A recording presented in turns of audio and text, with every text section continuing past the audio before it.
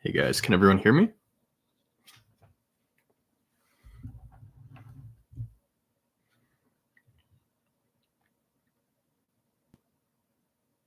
All right, great. Sorry about that. When I schedule a stream, I guess it does default streaming software instead of just like webcam, because I don't have like a encoder or anything. And then I tried to set that up, but that just looked way too confusing. So how's everyone doing today?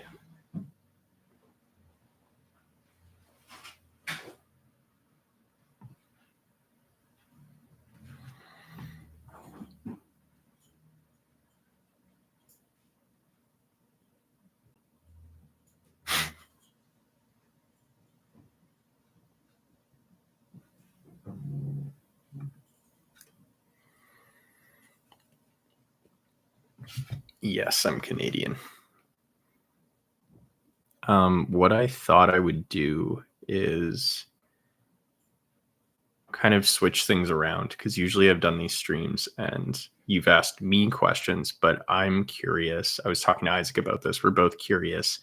What sort of topics would you be interested in? And I'm going to try to take notes, because Isaac's quite interested in art, like especially jazz, music theory, also physics and nature. And then I'm a lot more interested in maybe like literature, social sciences, psychology, and philosophy. So it's like a pretty wide range of topics that this channel can cover. And, we could talk about a lot of different things, but we would like to know just if there's kind of a consensus among the audience in terms of topics that you would be the most interested in. And with that being said, I was thinking today we could go over a scoping review of limerence, because that's actually one of the most requested topics that I see in comments and in email, even though it's, I think I've only made one video on it that had to do with unrequited love. It did quite well. People talk about it, limerence, a lot across quite a few of my videos. Isaac is my brother, and he does the music, animation, editing. He's like the other half of the channel. So I am going to also try to screen share, which I think is a fairly new feature on YouTube Live. Last time I did these about a year ago, we didn't have that. So hopefully this works out. Yeah, he did a great art video on Burnout. Did you guys like that? It's the latest one that came out.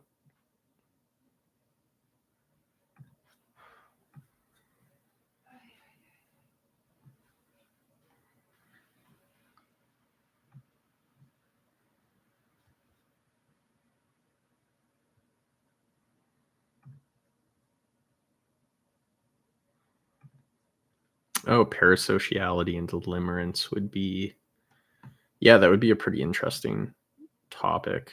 There's like erotomania, which is like a psychiatric disorder that's like, I believe, under kind of the OCDR category, and that's people that become obsessive about pop culture figures and celebrities they'll never actually meet, and they have a erotic and romantic transfix, or they're transfixed, so like a fixation on them.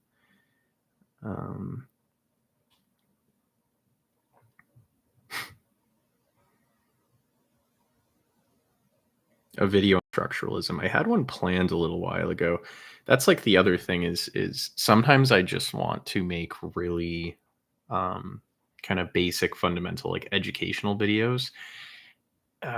But it's hard. It's hard to gauge how much of an interest there will be. I'm pretty interested in just making videos talking about, structuralism or something like that. But yeah, I mean, the algorithm is increasingly more selective in terms of like, what's actually going to drive traffic, unfortunately, because that is a huge determinant of just staying relevant on this platform. And Isaac and me have talked about that a lot. It's that kind of balance of making stuff that we like while also trying to keep things like running. Yeah, and I do think the structuralism video could do well depending on how I present it. Let me just. I'm gonna make some notes. All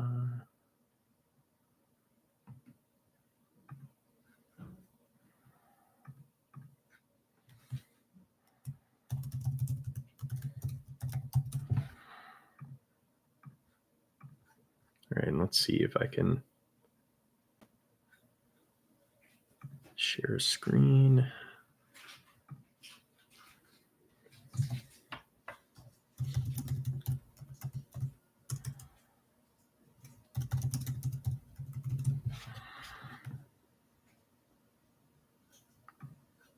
Okay, I guess I can't share my screen because I would have to quit Google Chrome to update it. So I guess that's something I'll have to do next time.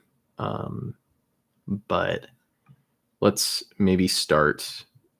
I'll just start writing down. What are some topics? Let's go. We can think about philosophy first, psychology and mental health, and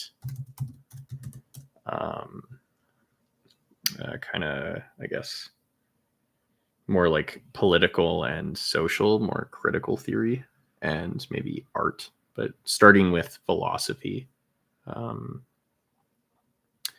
you care if a video flops? Is it bad if some videos aren't high view count? It depends. Sometimes there's videos that I just want to make, and then every once in a while it is important to, make sure that because you have sponsors and stuff, which is an annoying thing to keep track of. Limerence, but for modes of thought and how to love them all by getting over them as quickly as possible. That's an interesting idea because Camus in The Myth of Sisyphus, there's a whole chapter on Don Juanism and kind of becoming like philosophers as like the Don Juan ideas, where they are quick to fall in love passionately with an idea and then like to just move to the next one. And yeah, I mean, I do think that can be, it's hard to love them all. I think what you have to love is maybe not, all of them, but more so just the process of learning and questioning yourself and questioning your, even your modes of analysis. But I think I'll put that down actually as one. This is unfortunate. I really wanted to share my screen. There's not a way to do this.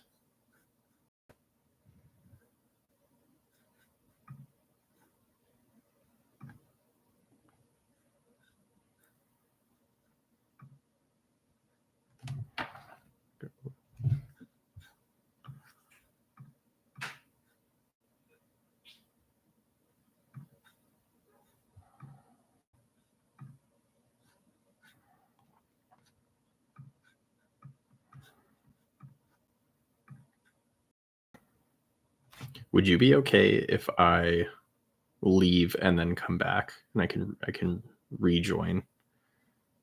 I don't know what that does. I'm scared. I'm too technologically inept to know what the consequences are if I quit the browser right now. Oh, this sucks. Okay, whatever. I'll just, for the next one, I'll make sure I can share screen. I like Byung-Chul Han. I have quite a few videos on him. Let's see. Could you do a video on nature versus nurture? That's a good one. I had a political theory professor who wrote about anti-essentialist ontology as a means of promoting like liberalism, which was like a very weird and interesting paper because he really gets into kind of the talks a lot about political theory, but also talks a lot about kind of the false dichotomy of nature and nurture. And if anyone is familiar enough with just like science in general, it's not an argument that a lot of researchers really bring up, because it's a little bit of both. And you can look at like the diathesis stress model, or ACE or something, like when you see genetic vulnerability and environment and even epigenetics and like prenatal factors, they all interact. And it's really hard to really say what causes what. That is usually something that's left for like kind of pop sci articles, and people debating online.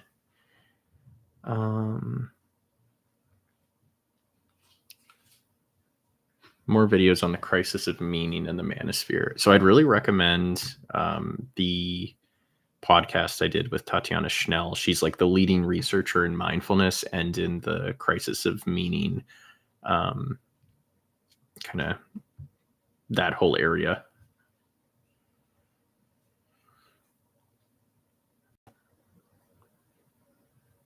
Any other philosophy video ideas?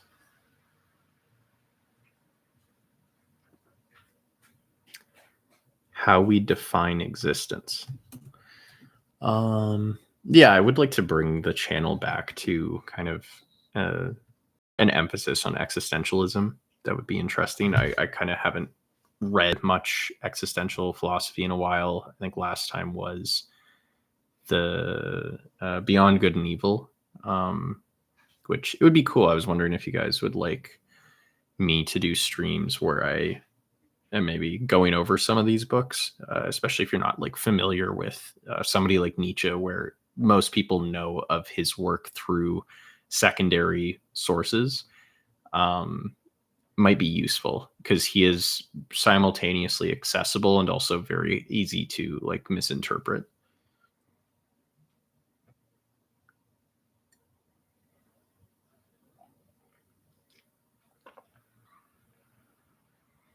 Indigenous philosophies, that would be pretty interesting. Okay, I've always wanted to do one on like the philosophy of the Aztecs or something like that. I believe Lacan talks a lot about desire / limerence. I find him far too difficult to read, so I resort to Zizek. Can you suggest a book or two? Lacan is one of the most incomprehensible thinkers. And unfortunately, this whole area is Zizek's probably his work on Lacan. I think, what is it called? It's something like Alfred Hitchcock and Lacan. It's a guide to, let me just see. Everything you always wanted to know about Lacan, but were afraid to ask Hitchcock. This is a book by Zizek where he explains Lacan's philosophy, and it's pretty good. It's a pretty good summary. Very difficult to understand him. I am more in the like vitalistic, Deleuzian kind of realm when talking about desire. The extent to which Lacan and Deleuze like agree or disagree, I am still trying to understand that. But I would also recommend Holland's kind of reader's guide to Anti-Oedipus to kind of just understand that kind of psychoanalytic look into desire. Also like Lyotard's libidinal economy as well. Taoism would be good. What are your thoughts on Taoism?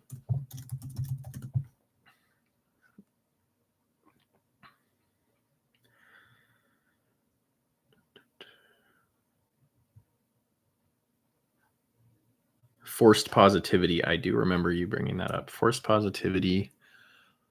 That would be interesting in terms of like almost like a nationalist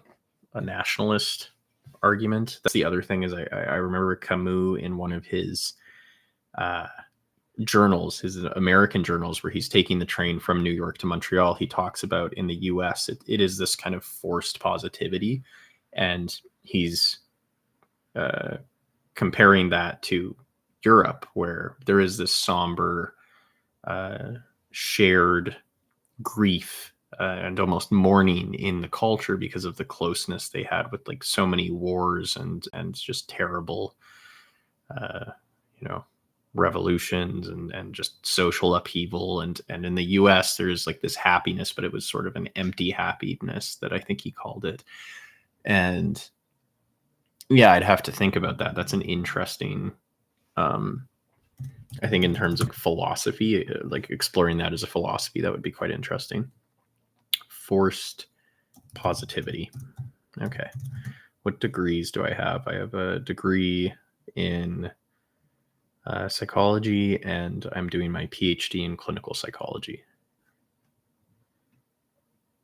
Okay. Misunderstanding modern stoicism. What do you mean by that modern stoicism is misunderstood? Do you mean that like in modern times we understand or we misunderstand stoicism, or are you like referring to a modern form of like a neo stoicism or something like that?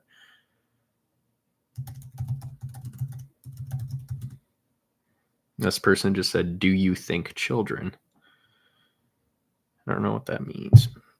I did cover Deleuze and Guattari in the revolution will not be uploaded video at the very end. That was just like a pretty, like, from everything that everyone I interviewed talked about, it was this pervasive ability for capitalism to adopt and implement all forms of antagonism towards it. And how do you actually like battle that? And at the same time, a lot of the video was quite interpersonal, and it did have to deal with people's desires. And I don't know, it just made me start kind of thinking in a more psychoanalytic realm. And that's when I happened upon Deleuze and Guattari as like pretty appropriate thinkers when exploring the like online space. Yeah, and Gramsci. I've heard a few different pronunciations, but he's talked about that too.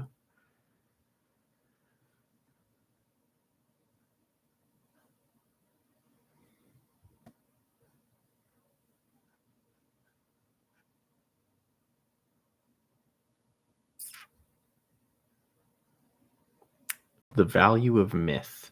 Be interesting. Kind of maybe Jung and Joseph Campbell. I suppose you would do exclusively continental and not analytic. I mean,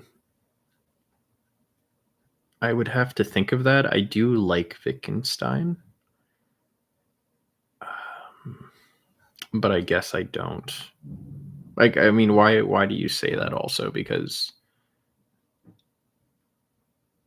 I guess, yeah, I haven't covered a lot of those philosophers. Which, yeah, because I guess the channel is mostly existentialist, so it makes sense.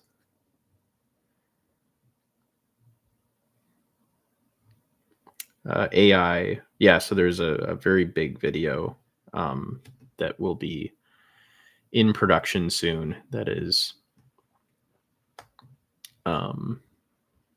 yeah, any sort of AI. We're really exploring like the philosophy of AI and especially artificial general intelligence.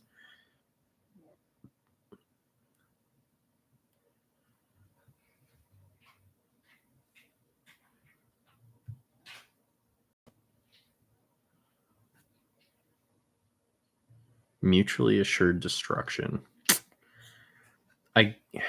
Yeah, I don't know. I guess like the philosophy of, I don't know. There is like a lot of text on apocalypse, and there's a lot of philosophers that have written on nuclear war. I think like Baudrillard, for example. I don't know how much I could do like a in-depth video on that. Game theory. So there is a video on game theory we have, but that was like in reference to the online left and basically like uh, adding all of the different ideas of like how people could get along and collaborate effectively. Taoism, Buddhism, and overcoming desire slash limerence. It's a good idea. That is I have wanted to make video on that because of the amount of online communities that are focused on kind of subduing desire on some level, like I don't know, like no fap and stuff like that. Like it is kind of like in a way recycled religious scripts. And there is also like I guess kind of misinterpretations of Buddhism too, that they think it's like you know, desire is bad, you need to get rid of it. But it's a bit more nuanced. It's um, you're not like a subservient to your desires. Like they happen, you can accept them, but they're not like ruling your life. So maybe Buddhism and desire. Tried to arrange an interview with Dr. K. That never happened. Is that Alan Watts in the background? That is a painting of Camus that my dad made.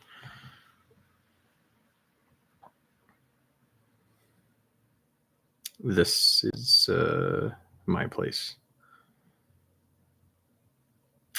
A video breaking down philosophical concepts could be interesting. Do you have any idea? So, like talking about what ontology is, what epistemology is, and limerence is a bit more of a psychological phenomenon.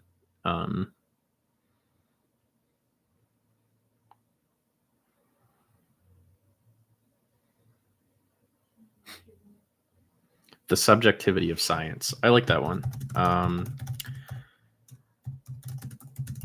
There is Daniel Kuhn who talks about like the revolutions of science, which I always find to be quite fascinating because people kind of see it as this trajectory of progress, when it really is this kind of cycle of the radical thinkers challenging the mainstream paradigm, eventually becoming the paradigm, feeling threatened by new radical ideas.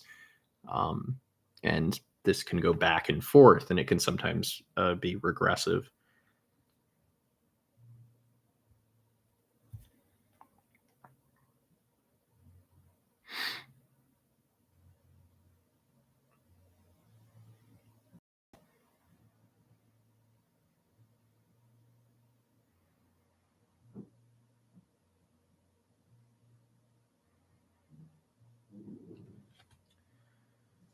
Um,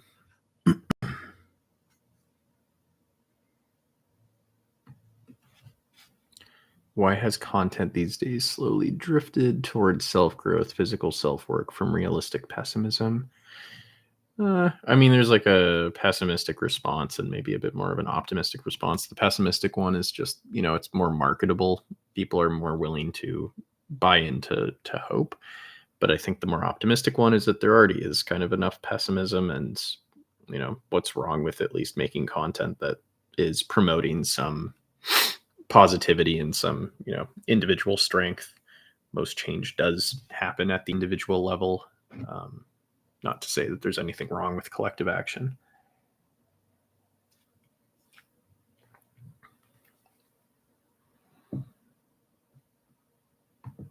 What do I think of Sam Harris? I did make a video on him. He's maybe the least bad of everyone that was attached to the international, or sorry, the what was it called? The something dark web. I don't know. I forget the IDW.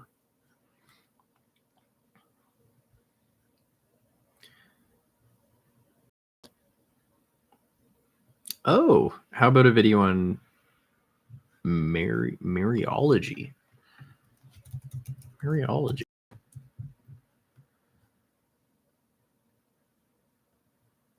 That's a very interesting. I'm not actually familiar with that, so I'm going to put that down because that just is a good excuse. Mariological nihilism sounds quite interesting. Intellectual dark web. That's what it was called. Hey, Garrett, how's it going?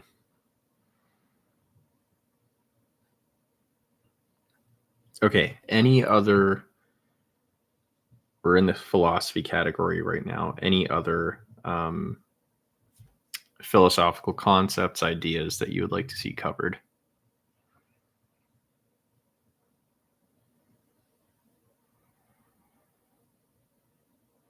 Yes. So we have a video on the philosophy of AGI coming out. Transcendental idealism.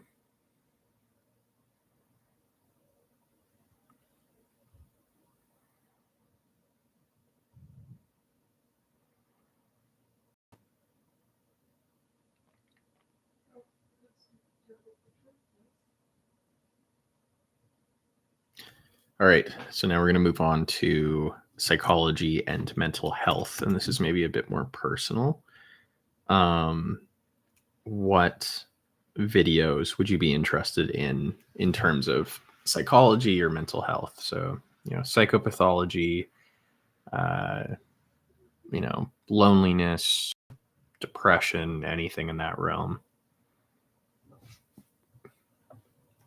Jung and dream analysis. What are dreams? That's a good one. Schizoanalysis is probably a bit more philosophy, but I'll put it in there. Yeah, there's I think they're called the Quarantine Collective. I actually watch their stuff pretty often because it does have to do with Deleuze, and they're pretty good at also debunking a lot of the kind of common online attempts to explain Deleuze and Guattari. Maladaptive daydreaming. There was actually an article that came out recently about how that might be it could be considered a psychiatric illness. Views on Andrew Huberman. I mean, I don't know, ever since that article was published about all of his,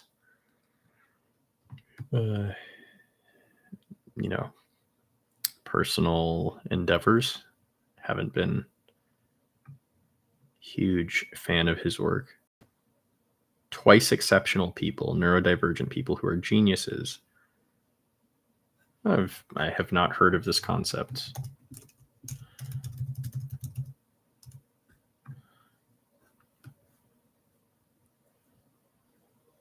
Two E. That's interesting. Okay. Twice exceptional.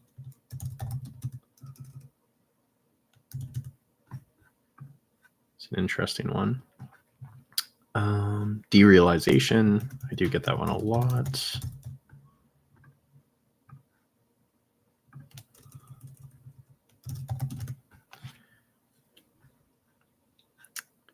David Lynch would be good, and I'm going to put that in under art for IZAAK to make a video on that. David Lynch. I know that he was quite into like meditation and kind of more spiritual practices to get his ideas going.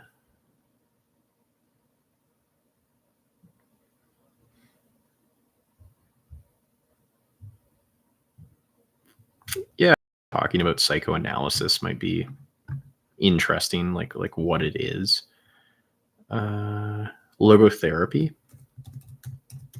Yeah, I think existential psychotherapy in general would be a good topic.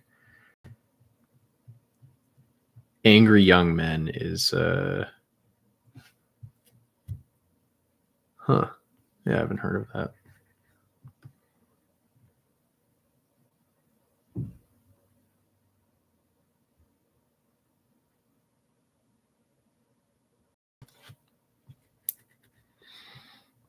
A video of BPD and creativity. I'm not sure about BPD and its relation to creativity. I know that borderline or bipolar, there is an association. I've already done a video on that with Kanye, but I could revisit it.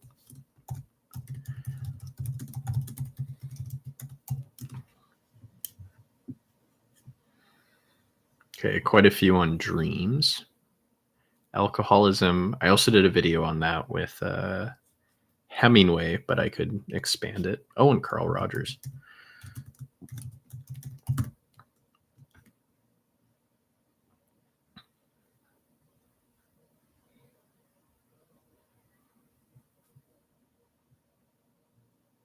Psychiatric hegemony.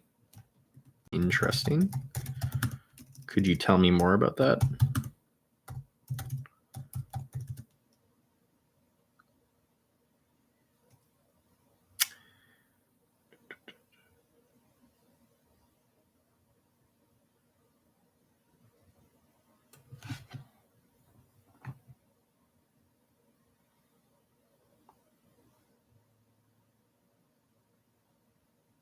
Network spirituality.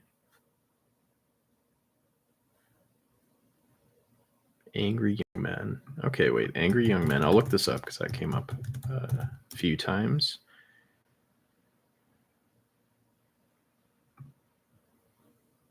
Group of mostly working and middle class British playwrights in the 1950s. Is this what you are referring to?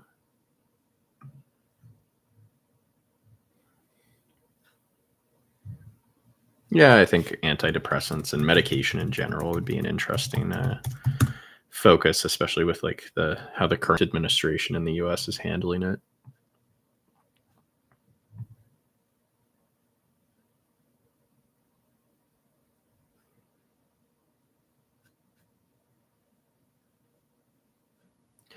Social media use. Yeah, we were thinking of talking about experiential avoidance as a potential video.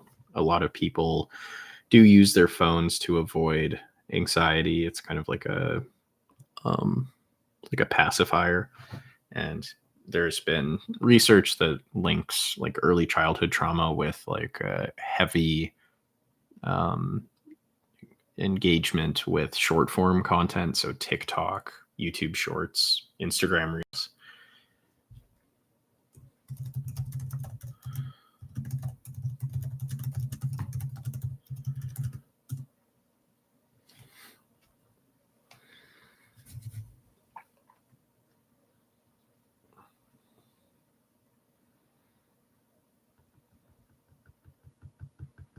Garrett says that social media also gives anxiety, which is true. That's actually how a lot of the things under experiential avoidance work. Is they're very like short term fixes. So like doom scrolling, for instance, it's a short term fix because you don't have to think about the present. Whatever it is, you're like lonely in bed or something, and you can go on your phone. You can look at like what's happening in the world. It also gives you a sense that you're doing something important. And then negative news, it's weird, but we will get like some level of dopamine from that because we're like getting information that we think is relevant and like a threat, and we'll actually be like rewarded like neurochemically when we see that, and we can actually get addicted. But then at the same time we will get anxious, we will feel bad. So it's a really weird cycle to go into.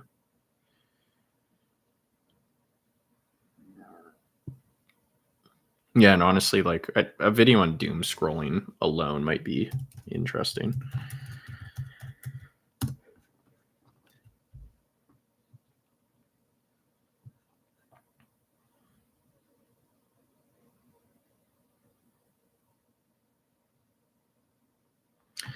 BPD, yeah, BPD is just one of the most interesting disorders, not just even because of the symptomatology. It's just as a classification. I mean, a long time ago, it was just used as basically any patient that was considered difficult to treat. And it was like 90% of women were getting diagnosed with BPD, which is still the case. And they've done like blind studies where they don't look at the gender of the patients, and it's a lot more even. So there seems to be some sort of gender bias with how it's diagnosed.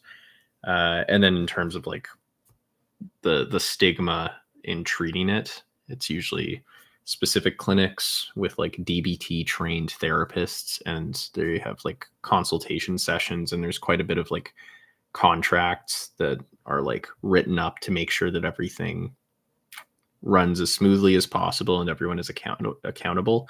It's really difficult, and then people do just toss it around as like um a label quite often, and partially it's because like the symptom criteria is super loose, and there's a lot of heterogeneity in presentation.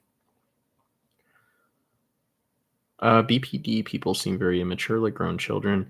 So Marshall Linehan's whole argument is that it's a collapse of dialectics. So at a young age, they were invalidated quite a bit, and there was like genetic vulnerability to have like high emotion dysregulation. So when they feel like stressed, they can't really come down from it.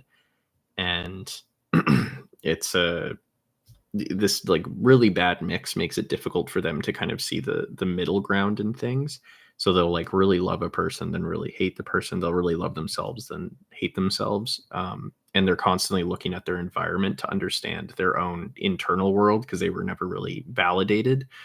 So yeah, there is like, I think this kind of stunting of maybe emotional development that you see in a lot of them, which is just really unfortunate because it's very, it's obviously like a terrible disorder to experience. There's a lot of interpersonal consequences where they make it, it's very difficult to also be in a relationship or to be around somebody that has these symptoms.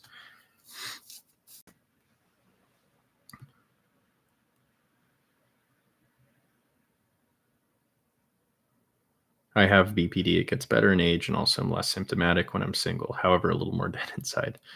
Yeah, people with BPD can definitely live a good life. It requires some management. It requires some introspection, some internal work, but it is possible. I think people do think that it's a kind of a life sentence as a diagnosis, which it's not the case.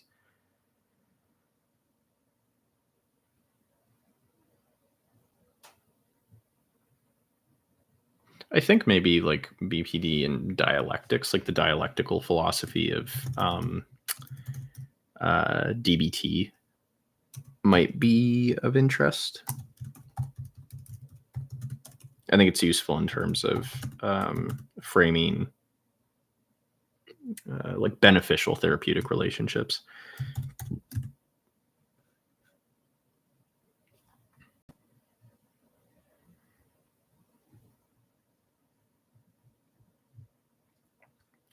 Psychedelic therapy. Yeah, that would come up.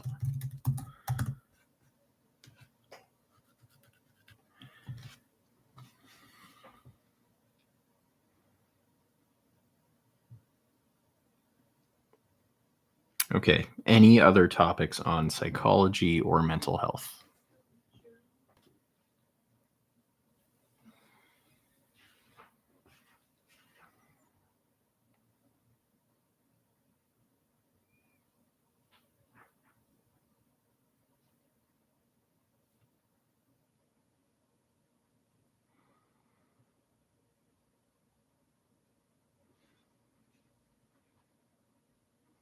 Is too much self-awareness a bad thing?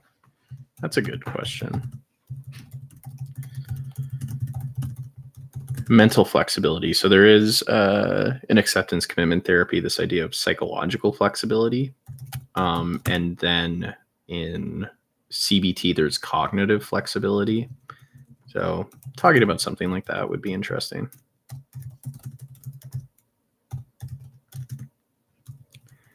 Limerence versus anxious attachment. That is interesting. I am not sure what the clear distinction would be. I'd assume people that have anxious attachment might be more likely to experience limerence. I mean, limerence isn't really an attachment style per se, but it's an interesting topic.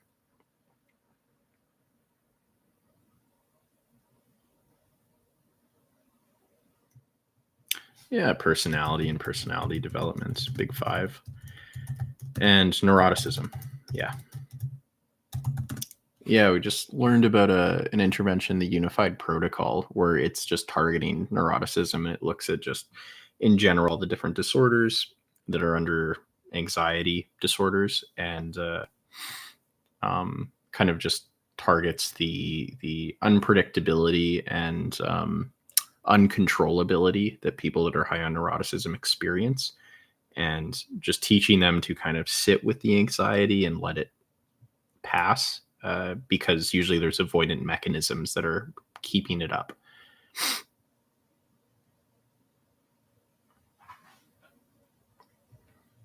All right, so I think that's enough for psychology and mental health. Any topics on art? Any movies, albums, uh, ideas on creativity, stuff like that? If you guys are interested in making things, also how we make things, what a creative process is. Wong Kar Wai, great. I love that.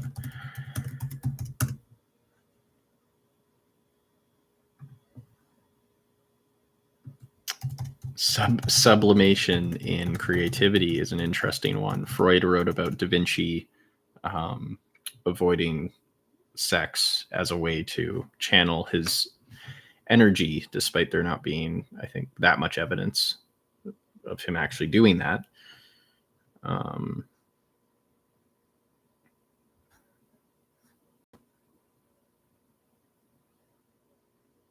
Oh, Adolescence. Yeah, that's I want to watch that. That's supposed to be pretty good. How creating for someone else can distort art. Oh, that's interesting.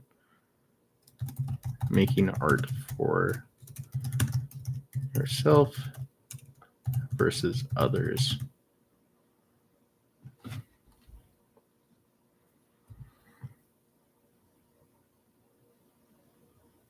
Poetry as therapy is interesting. Risk in creativity. Creativity becoming a form of psychological disturbance. Tell me more about that.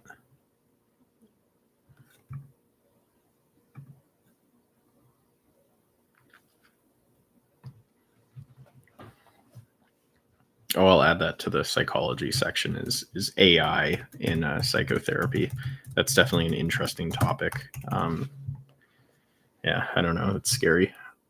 Okay. Any other kind of art, creativity related? I have listened to Death Consciousness. I that was like a long time ago. I listened to that album.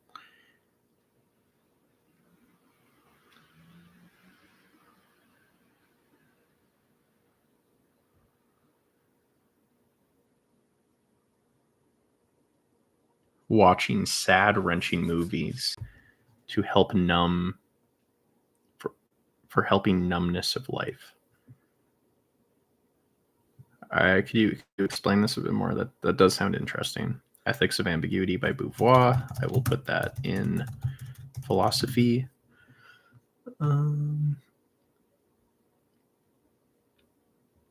Algorithms in, I think. Okay, that's a good one. Algorithm and risk in creativity.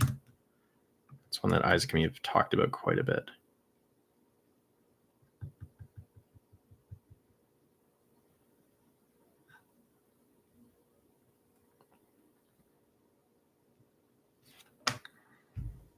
I have listened to Neutral Milk Hotel. Great album. But that's like a pretty basic opinion also. Yeah, I can post this afterwards. I tried to screen record, but it'll just turn off the stream, and that would be like the second time that I've done that. So do it next time.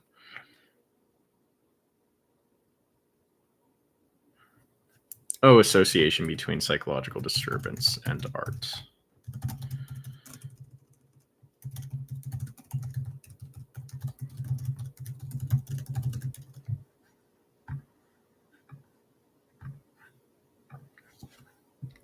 I have heard of, or I read a bit of A Thousand Plateaus. Existentialist art and media in East Germany. That's I don't know much about that, so I'm actually pretty interested to go check that out.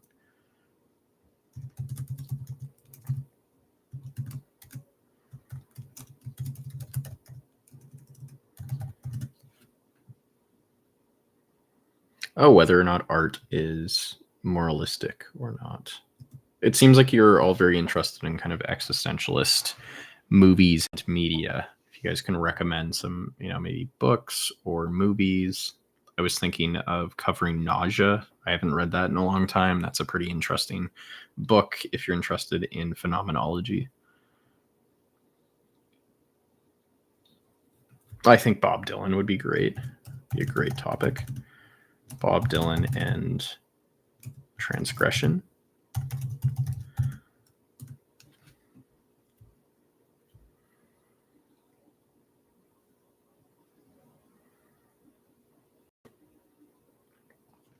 Is suffering good for art?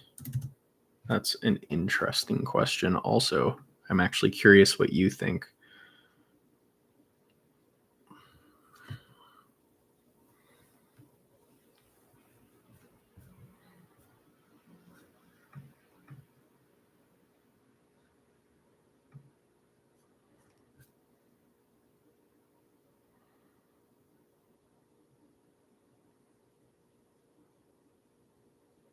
More on liminal spaces. Yes. More on liminality.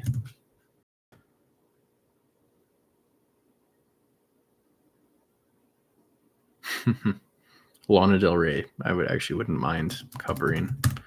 And I think very related to limerence.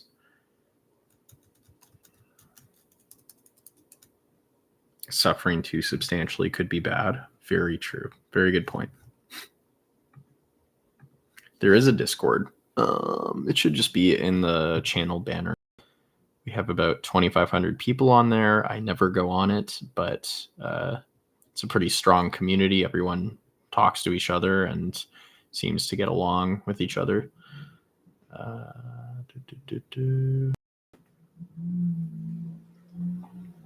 Got a lot of discussion about Hooters.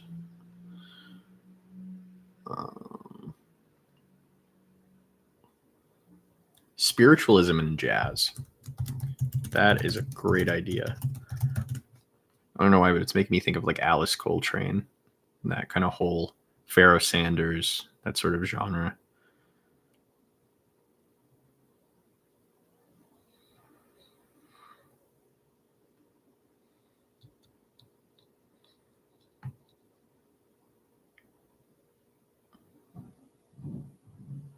Okay, one last call for anything related to art, media, creativity.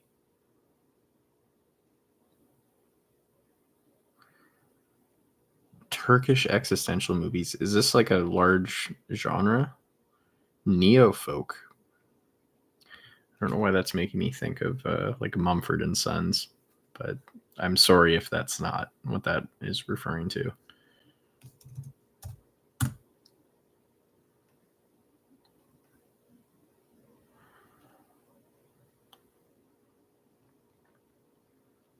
The ethical boundaries of art.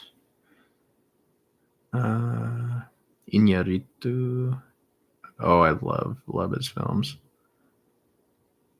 Oh, dancing. I like that.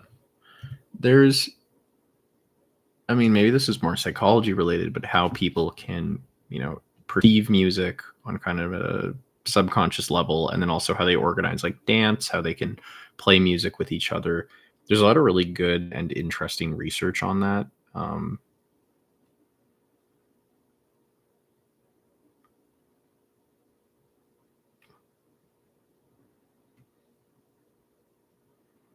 Oh, appreciation of the little moments in Japanese cinema. Kind of like that. That would just be like a nice looking video, I could imagine.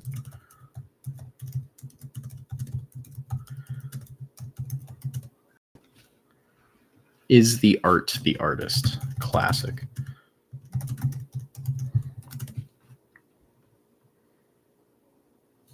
Kafka.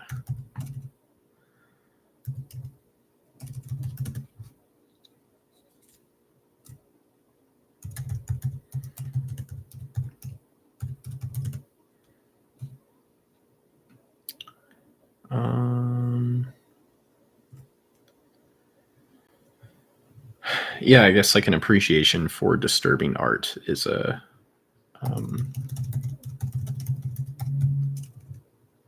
disturbing art. The urge to create art itself.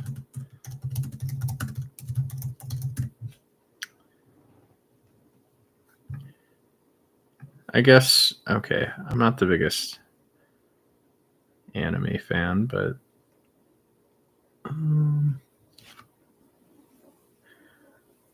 all right, I think we'll move on to the other one, which is kind of politics, critical theory, thinking more like big picture. What sort of topics would you like to see covered?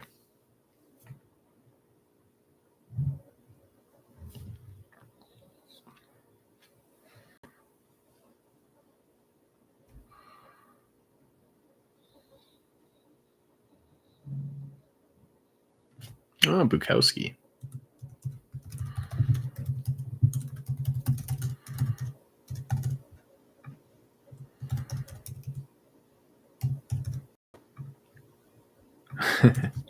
Helplessness.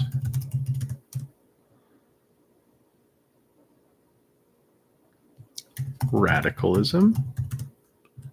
Marxism versus existentialism. I like that. I would like to talk about oh my god, what is it called? Sartre's book on existentialism, or sorry, on Marxism. What did he call that? The critique of dialectical reasoning or something. I don't know. He wrote like a whole praxis on it, which was interesting. Oh,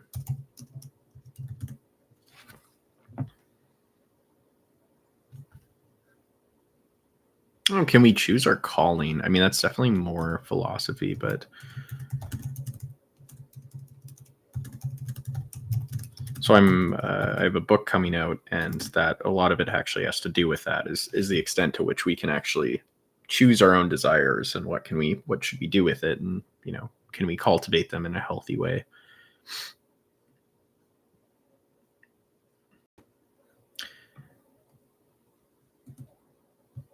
Fascism, okay, fairly relevant.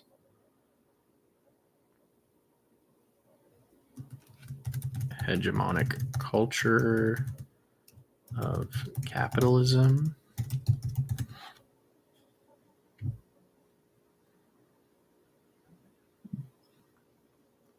Jazz music's ties to the Black radical tradition, and the importance of nonlinear time in that construct. I like that.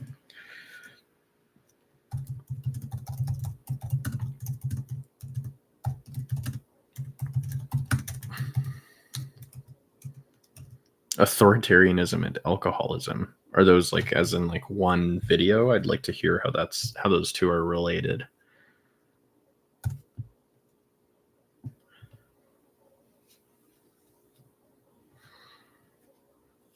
Seems like Gramsci is a general topic everyone really wants to hear. And Peter Thiel. I mean, maybe that could all be related.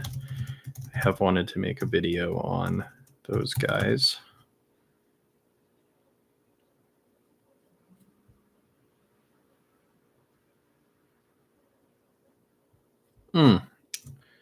Maybe like the ethics of avoiding politics.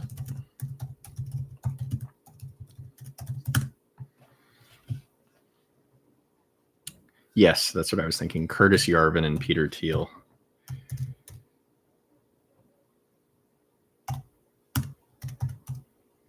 Oh, no worry. I don't mind. It's nice reading through like all of the different suggestions in the chat.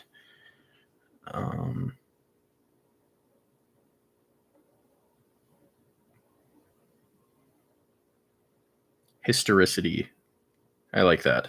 I wanted to make a video on, I have it here, Silencing the Past by Trujillo, about the Haitian Revolution and just how like the absence of, mentioning historical events is like a form of constructing history. Accelerationism. I did do a video on accelerationism called like the Dark Enlightenment and like the life of Nick Land. It grew in popularity once again once Trump was elected, because people were kind of realizing. I mean, he's been called the first accelerationist president, and I mean, make of that what you will. Oh, you can't change the world, but you can change yourself. That's a good topic. I do like that.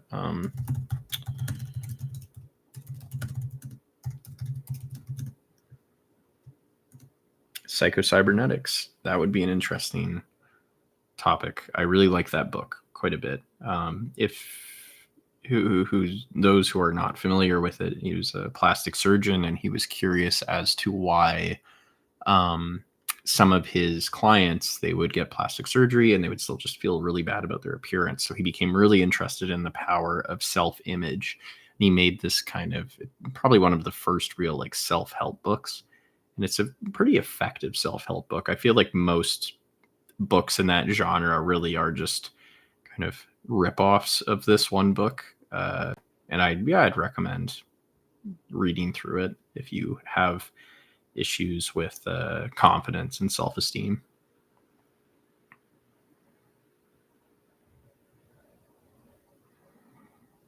Antinatalism. All right.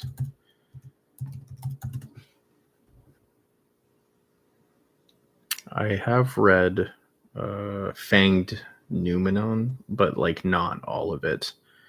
It's very hard to read. I don't find him like particularly interesting, and it seems like kind of I don't want to say misinterpretation of Deleuze, but kind of is.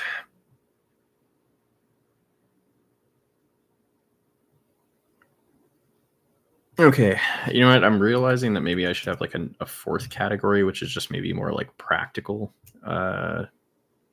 videos, like practical topics, maybe like studying, researching, how do you get into philosophy? Do you guys have any ideas about that?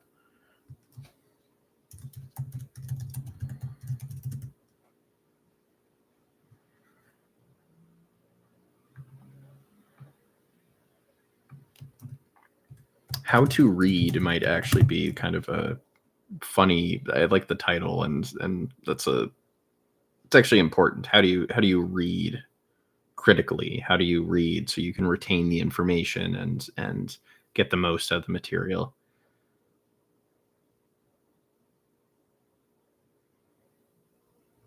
Yeah, how to get into philosophy. How to fix your attention span. I think that's a good one. How to take notes.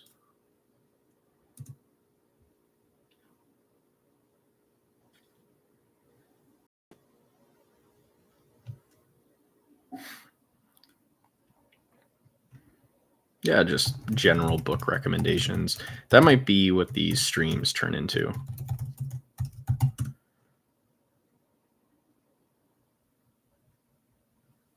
Note organization method. I'll add that.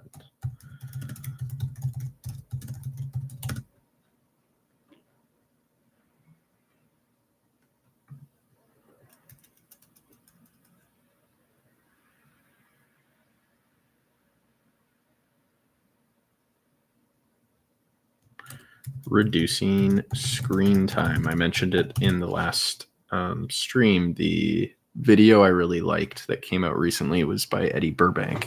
He just gets rid of his phone for a month, and I thought that was like a just beautiful video with like a very simple concept.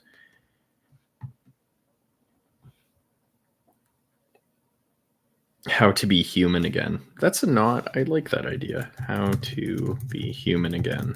I mean, I think especially when people end up like in something like a rut. Um,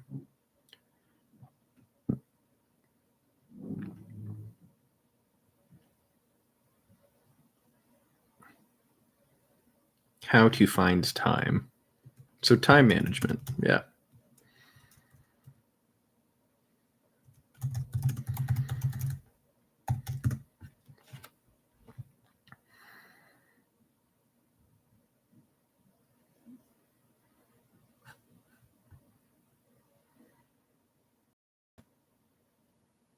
Yeah, no, that Eddie video was great. Um, Revolutionary optimism and pop nihilism. I've never heard of that. Sounds interesting. The art of paying attention is good.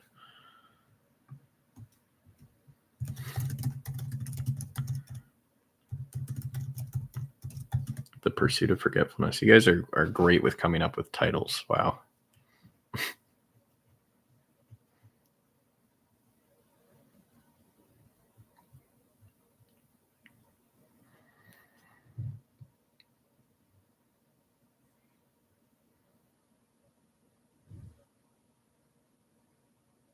Why bother getting into philosophy? So the book that it's going to be out soon. A lot that is pretty much the main uh, point of it is why actually get into philosophy, because it, I mean, for a lot of people it does seem like a waste of time and very detached from reality. So hopefully it can convince some people, because the unexamined life is not worth living. Exactly.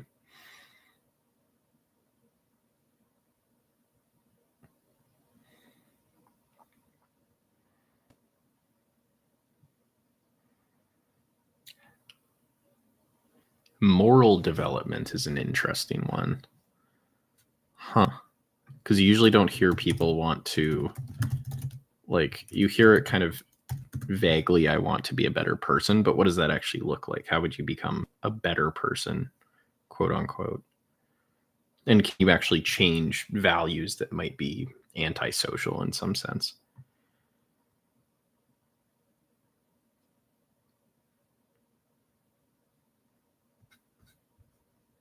Okay. I think these are all very good topics. And even if like I don't focus on exactly these, I think that this really informed my idea of what you are all interested in, which is basically just a lot of different things. And I think I kind of realized that recently was um, overthinking what the audience is interested in is kind of missing the point. Like a lot of the best videos we've made uh, are just, one of us is just so curious about something, so interested in something, we just need to share it without any concern for views or reception. And I think going ahead and doing that is a kind of solid, authentic path forward. So I'll throw up um a little goal thing. Let's see. We'll do, yeah, do that for 15 minutes, and if we don't get there, uh that's okay. Just a little Q&A if you guys want. And if not, I'll next time we do the stream, I will screen share and we will go over an article on um, limerence. So, because I did find one that it's let me see, it's a scoping review, which is interesting. Where is it?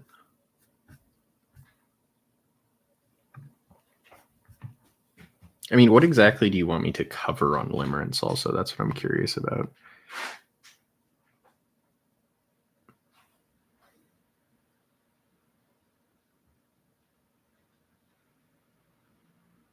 I have not talked about Peter Singer that much.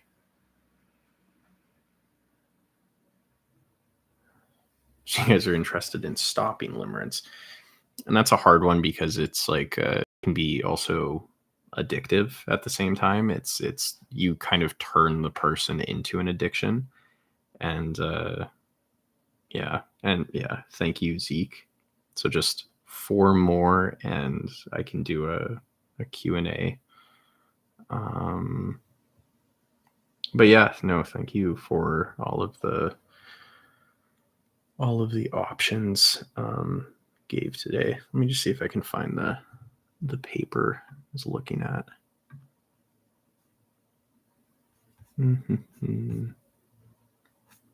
Is there any topics outside of the things that we covered, outside of the categories, that you'd like to see covered? Because I guess like my brother, he also wants to do some stuff on like nature and environmentalism.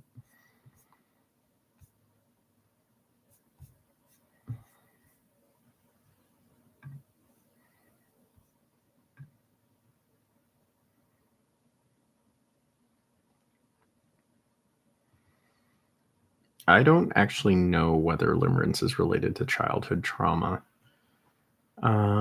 So the review that I found, it's about fixation, rumination, and kind of the cognitive disorders identifiable in the DSM-5, in like OCD, autism, erotomania, and then applies them to studies that kind of conceptualize limerence as this obsessive behavior.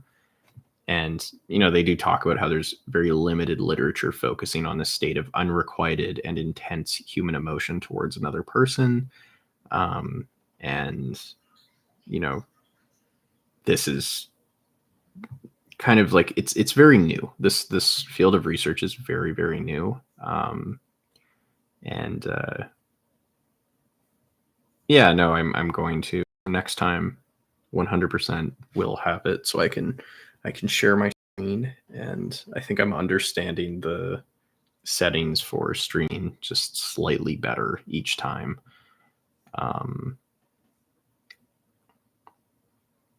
Yeah, no, limerence can definitely mess people up. I think especially when you're younger. Like Erickson talks about his I think when you're in like young adulthood, the issue of just two more. Just the issue of like attachment versus authenticity, and there is that point where attachment becomes extremely important, and you do feel like your identity needs to entirely be based off of another person. And that's just like I don't know. And whether some people are more prone to experience limerence than others. I mean, earlier somebody in chat talked about avoidance attachment and limerence, and whether there's a distinction, which I find quite interesting. And there's just very little research on it, because people, I mean, in the review that I'm reading, they are talking about it in terms of like a potential DSM-5 type trait. Okay, so thank you. We reached the goal. So I will answer some of your questions. Do you guys have any specific questions for me? I'd assume so at this point. I already saw quite a few.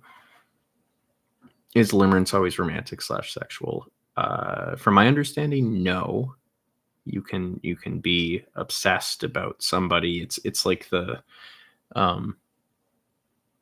you're just putting somebody on a pedestal to like an extreme degree, to the point where it is impacting you.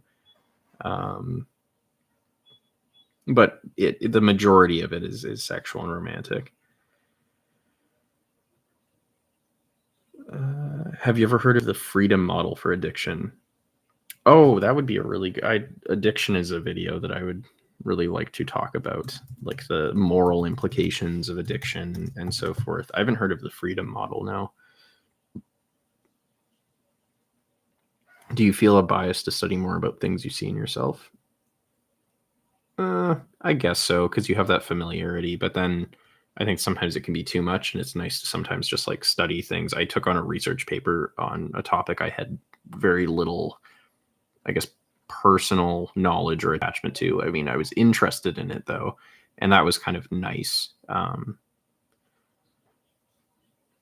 Your intros are always really fire. Thank you. Could limerence be applied to grief in terms of losing someone and intensely yearning for them still, even though they've passed on? I mean, Freud talks about grief as anger turned inward after somebody you love has passed away. So I guess with that, like, logic, this is all very theoretical, but it's anger turned inward. And, you know, I guess you could also be, what do you call it? Transferring, like some form of transference. I mean, erotic transference, you see that in therapy also. But if somebody passes away and you can kind of see the person in another,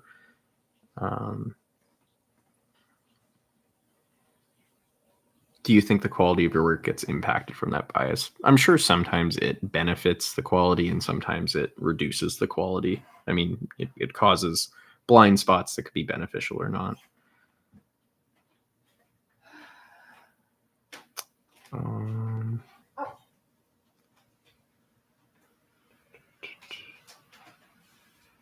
Yes, I'm slightly ginger. If I grow out my beard, you can see some red.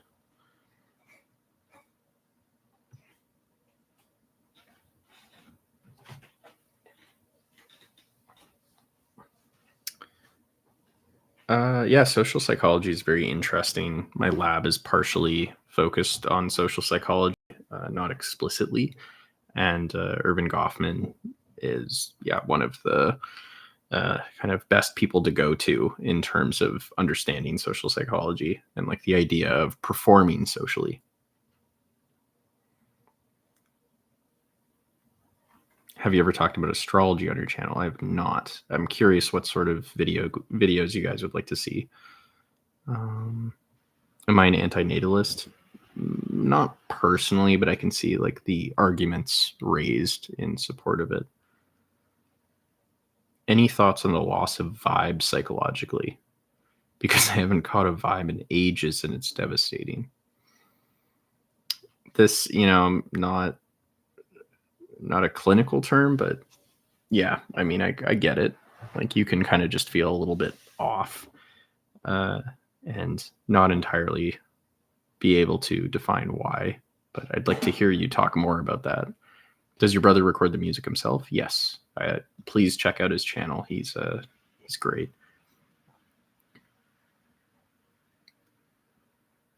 Have you heard of neuro-linguistic programming? I've been trying to do research on it with addiction. I have not heard of that in reference to addiction. My favorite YouTube channels. Ooh, it's tough. I do like Eddie Burbank. I like Danny Gonzalez. I'm like pretty simple with when I watch YouTube. It's like very Noelle Miller. I don't know. ContraPoints, like her. Yeah, and I mentioned earlier the Quarantine Collective. I like their coverage of like Deleuze and Guattari. Yeah, for some reason I will watch that like whenever. I like Big Joel. Haven't watched a lot of YouTube lately. Been doing a lot of like audiobooks.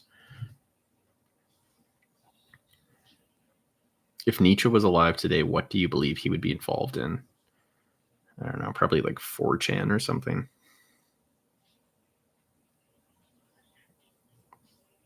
Have you spoken about Timothy Leary? Oh, I want to do a video on Timothy Leary. That's a good idea.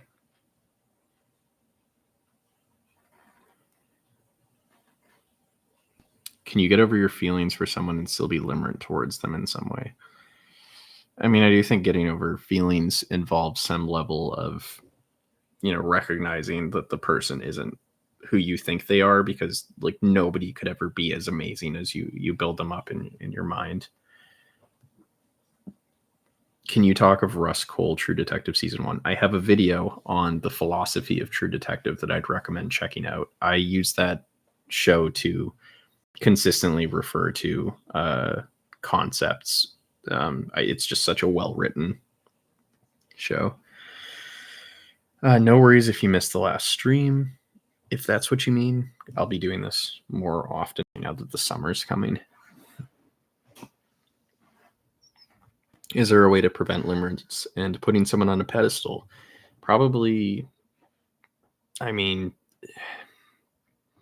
it's hard when you're very young. I'd imagine it's fairly common, but probably getting to know the person on some level, if that's possible, and you're not being like strange with them, then that would be good, because you will realize that this is just like a normal person, or really kind of separating yourself from the, just some way. I mean, I'm curious about this too, and I think I kind of want to cover this on the next stream. Is what do people actually do with these obsessions? I'm thinking of like applying with like OCD. They do exposure response prevention, but if they're treating it like an obsession, but there's no real like compulsion, um, I don't quite know exactly how they treat it. It seems very cognitive. So I don't know the literature yet, but I promise next time we will look at that.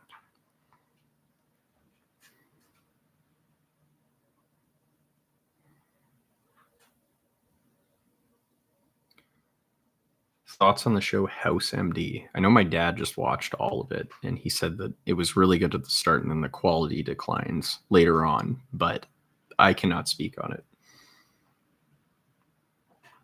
Have you gotten to Hegel's phenomenology? I've tried my best to understand Hegel without ever having to open one of his books up, but I really don't feel confident speaking on anything to do with Hegelian philosophy. Maybe beyond like dialectics, because that just comes up so much. I do not know Nuri Salin's movies, unfortunately. Philosophy of anarchism. I do think that a lot of anarchist thought and writing is actually pretty like logically consistent and coherent, like especially means ends unity. I think there's one YouTube channel called like Anarch or something, and they make pretty good content on like anarchism, and I tend to agree with a lot of what they say.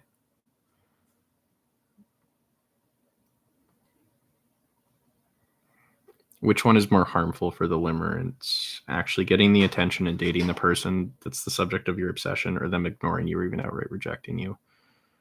Uh, I mean, I guess the rejection aspect could. I mean, if we're just talking about the limerence itself, the rejection aspect could make it worse, because that person then seems even more unreachable. And it could lead to even like further spiraling and idealizing them. Whereas if you date them, you might just realize after some time that they're like a normal person with flaws, which could be its own sort of like tragic collapse in itself. But maybe it's a healthy kind of working through.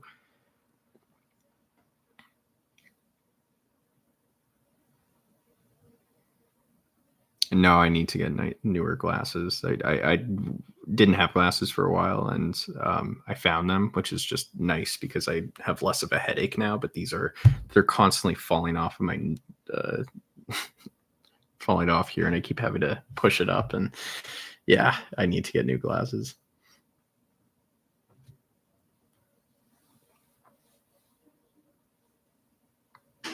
Oh, you're graduating undergrad. Congrats. That's awesome. Thanks for watching for so long.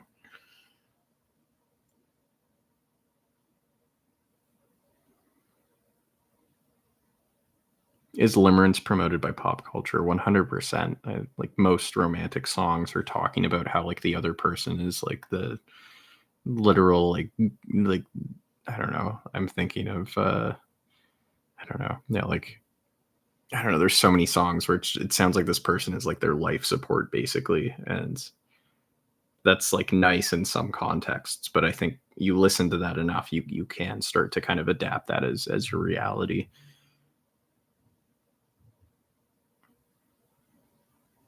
Yeah, and a lot of rom-coms too. A lot of movies, music, uh, novels.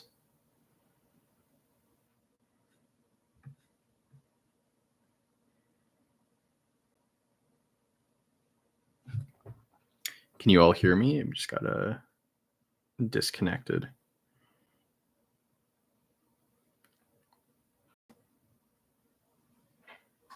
Okay, perfect. I'm not sure if like you saw me go away, but um,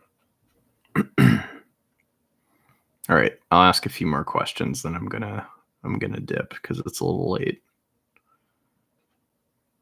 Is Joji's music limerent? I don't know. I don't know if I'm familiar with his like lyrics enough. I like his music. I'm like thinking like slow dancing in the dark is maybe a bit dramatic, but I don't know. They're love songs. Have you done videos on the nuclear family?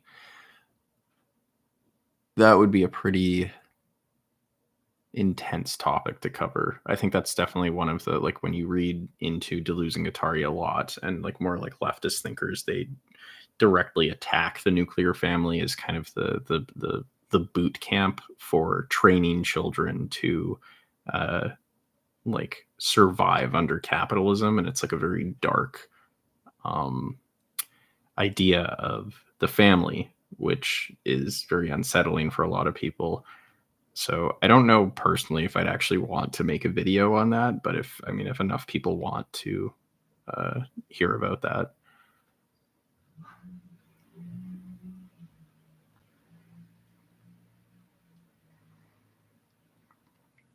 The go-to bagel order for me is usually the salmon with cream cheese. Yeah. Is it odd to desire a little limerence? Yeah, I don't think so. I think it's. I think there was research that even suggests that if you idealize your partner, um, you tend to have a better relationship. But like, note that it's like you have a partner, you're in the relationship. I mean, yeah, if you're idealizing them before, that's good too. But as long as it's like, possible for you to end up with them. But there is like a kind of it's a middle ground phenomena where if you idealize them too much, like your idea of them is really inconsistent with who they are, that causes more relationship issues. And then at the same time, if you don't idealize them at all, it's well, obviously it basically just don't even like them to a certain degree. Like why would you choose that person over anyone else?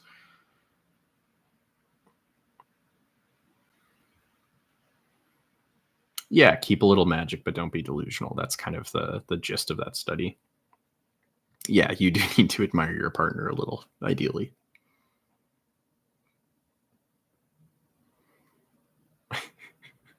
I'm glad you guys like my bagel order. That's very nice.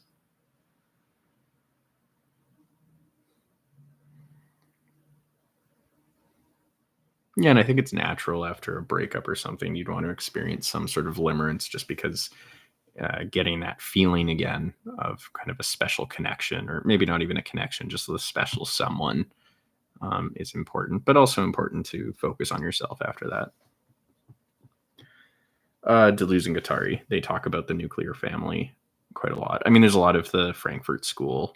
They discuss it. Foucault also.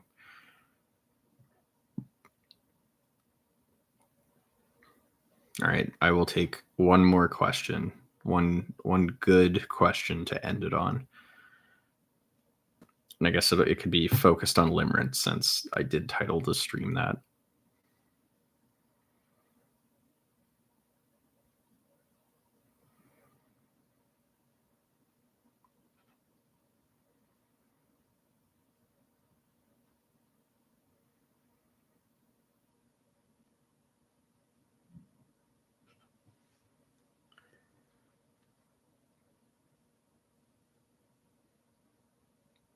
What is your subjective experience of limerence emotionally? Kind of like what's the phenomenology of it?